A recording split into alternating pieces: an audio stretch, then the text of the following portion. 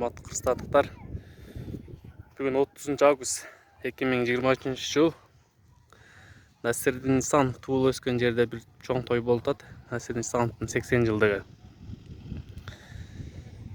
Караңыздар, чынча машина көп. Эл батпайт. Президент өзү дагы, өкмөт башчылары баары баш болуп келишет.